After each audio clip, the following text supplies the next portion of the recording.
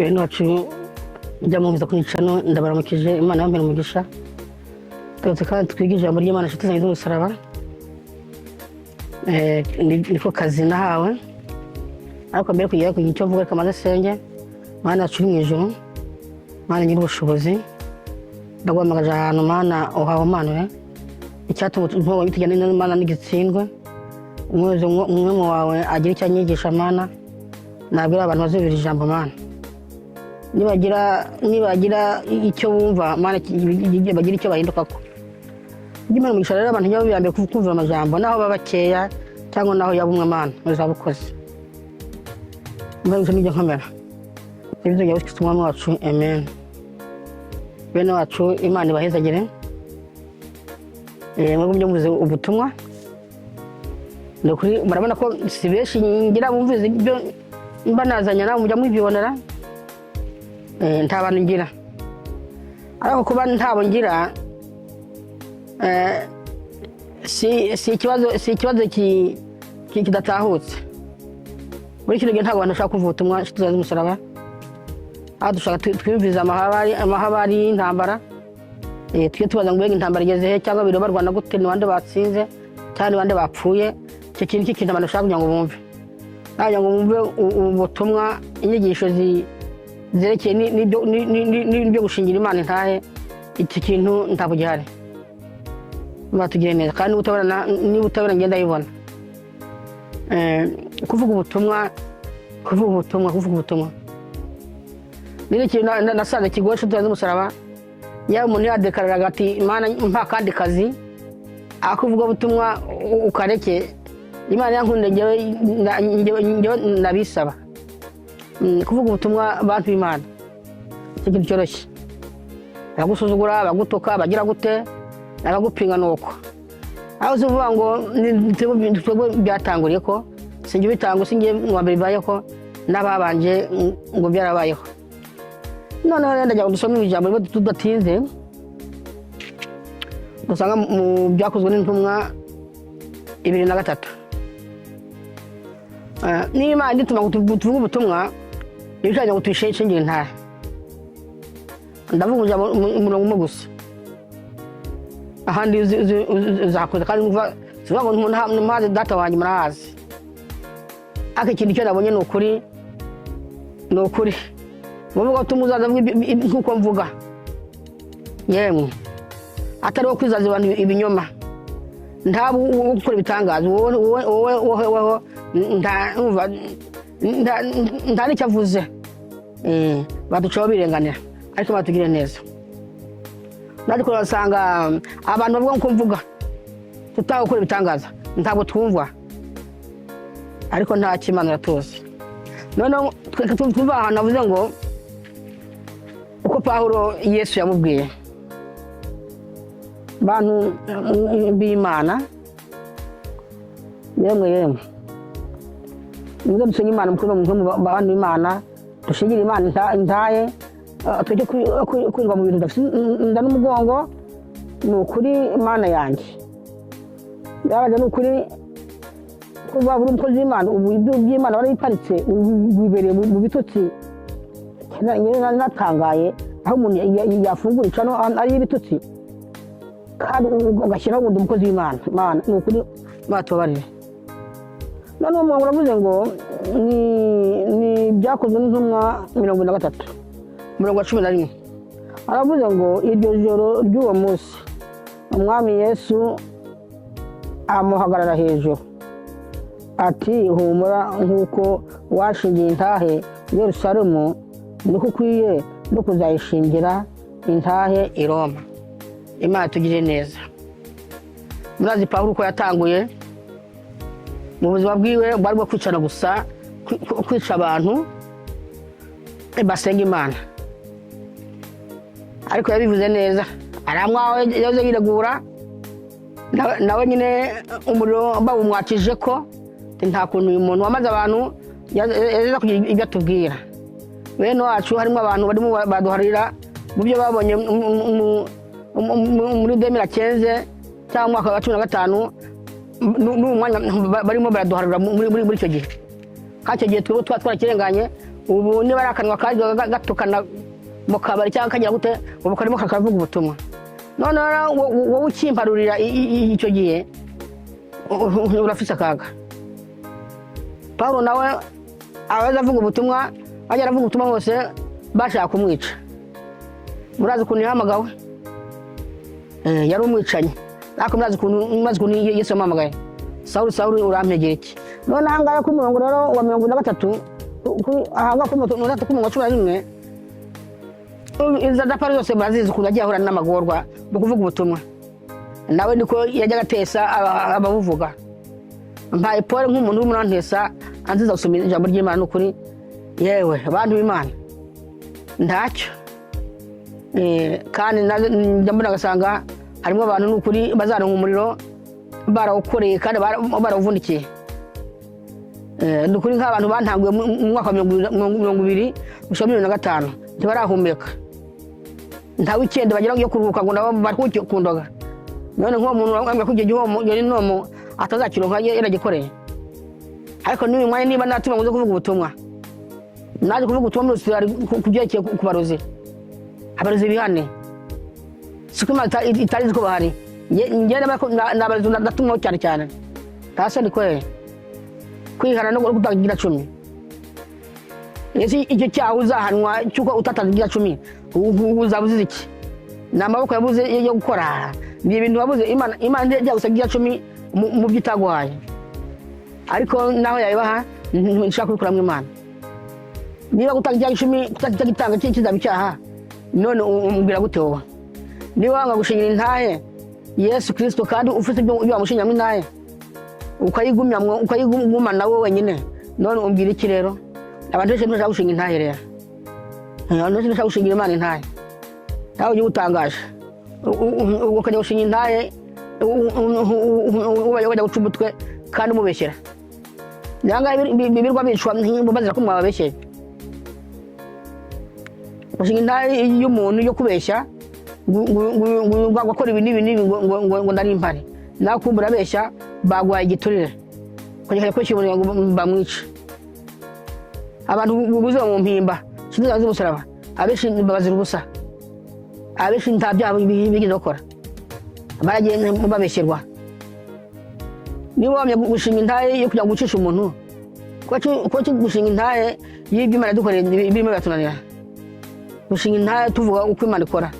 gushinga intahe tuvuga uko Imana gukoreye ibyo yagukoreye gushinga intahe tuvuga uko Imana umuntu ayibonye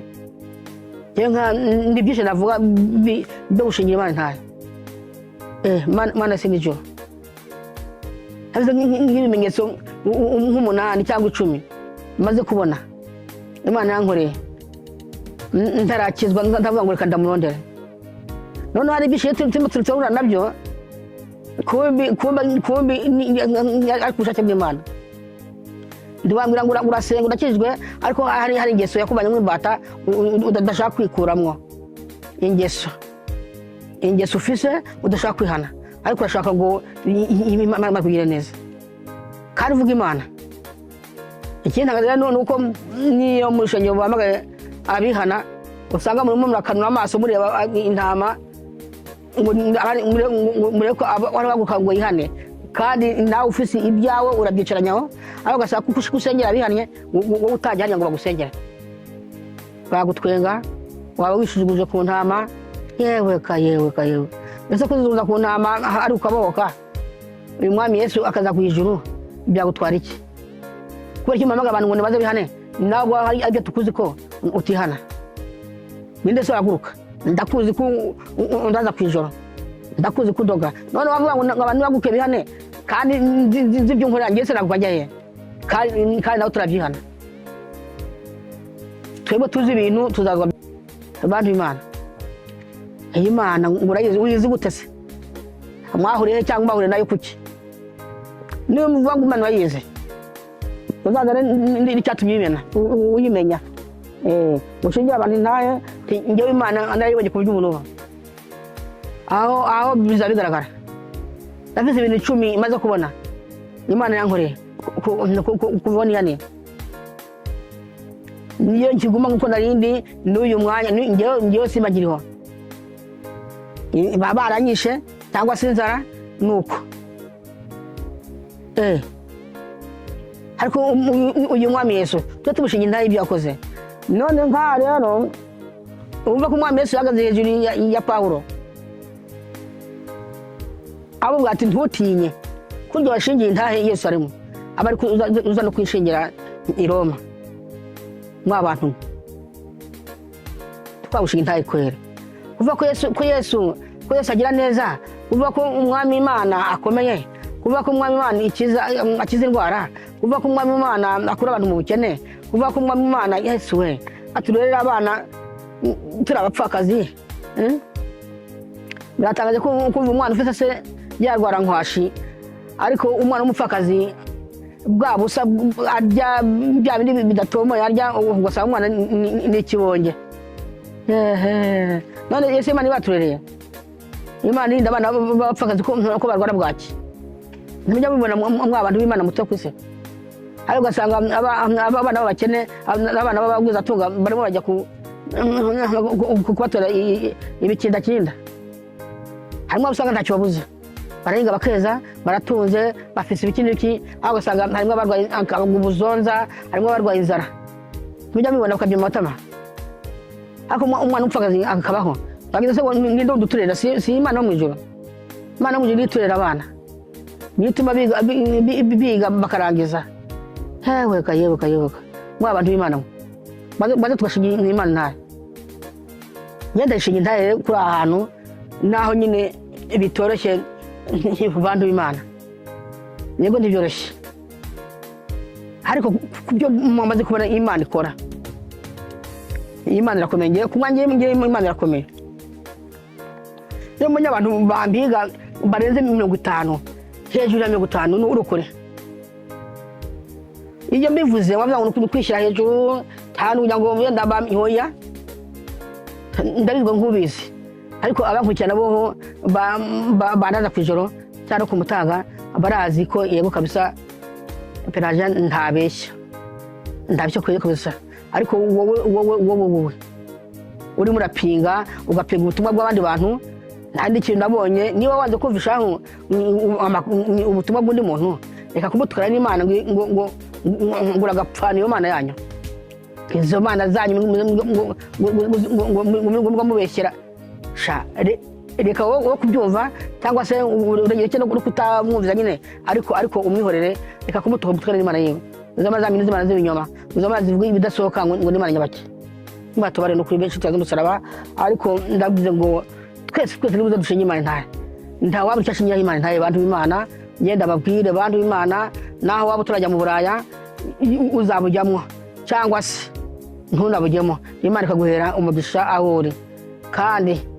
kurya nk'uko Abisirayeli bose batashitse i Kanani none mwanya ko bose bashitse Kanani ndimuzi ko abavuyeyo muri Egiputa bazi ubwenge bose Imana yabamare mu bugaragwa none gute wowe niba uturajya mu Buraya niba wavuye mu gihugu wavuyemo uhunze ukaba uturajya mu Buraya byatuma ugira inzigo yo kwica ababushitsemo wagira inzigo yo kwica abahawe ubwo burenganzira nawe warindiriye ko Imana izagwezagira nawe ukagenda none ayo marozi niyo azabacinzira kwera rega n'Imana ishobora gukureka ibuburuzi bwawe nyine ikakureka ukagenda